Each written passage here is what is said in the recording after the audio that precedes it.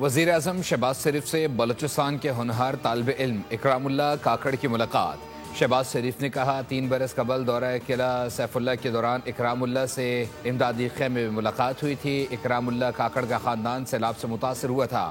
ملاقات میں اکرام نے اعلیٰ تعلیم حاصل کرنے کی خواہش ظاہر کی۔ دیکھ کر خوشی ہوئی۔ اکرام اللہ محنت سے اپنے ہدف کی جانب گامزن ہے۔ اکرام اللہ کی وزیر اعظم سے گفتگو، بولے محنت جاری رکھی، آپ سے کیا وعدہ پورا کیا، یہ سب کچھ آپ کی بدولت ممکن ہوا۔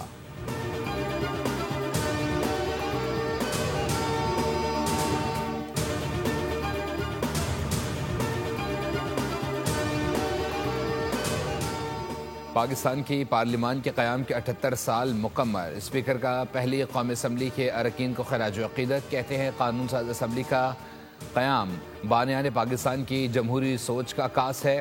ان کا لگایا پودا آج تناور درخت بن چکا ہے۔ پارلیمان کے بالادستی اور آئین کے حکمرانی تک اور خوشحالی کی ضمانت ہے۔ پارلیمان 25 کروڑ عوام کا نمائندہ ادارہ ہے۔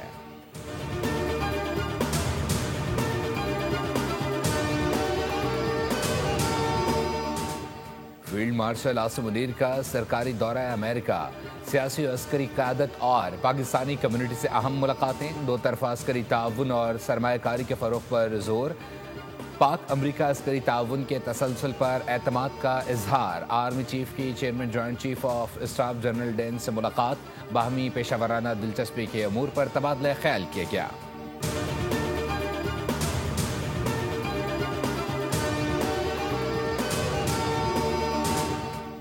نائب وزیر اعظم اسحاق ڈار کی غزہ پر فوجی قبضے کے اسرائیلی منصوبے کی مذمت۔ ترک وزیر خارجہ سے ٹیلی فونک رابطہ۔ رہنماؤں نے 2 طرفہ تعاون اور اہم علاقائی اور عالمی امور پر تبادلہ خیال کیا۔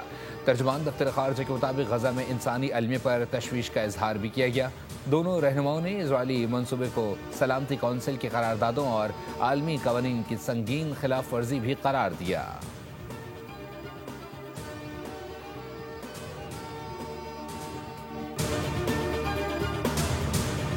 اور راشد منہاس روڈ پر خوفناک ٹریفک حادثہ۔ ڈمپر کی موٹر سائیکل کو ٹکر، حادثے میں بیٹا اور بیٹی جاں بحق، والد زخمی۔ ڈمپر ڈرائیور پر عوام کا تشدد، پولیس نے زخمی حالت میں گرفتار کر لیا۔ حادثے کے بعد مشتعل افراد نے 7 ڈمپرز کو آگ لگا دی۔ پولیس کی مختلف علاقوں میں کارروائی، 10 افراد کو حراست میں لے لیا۔ حادثہ ٹینکر کی ٹکر سے ہوا۔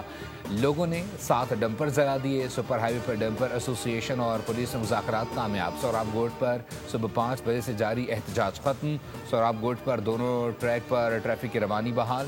ڈمپر ایسوسی ایشنز کے تمام مطالبات مان لیے گئے۔ افسوسناک واقعے کا مقدمہ تھانہ یوسف پلازا میں جاں بحق افراد کے چچا کی مدیریت میں درج کیا گیا۔ مقدمے میں قتل خطا کی دفعات شامل کی گئیں۔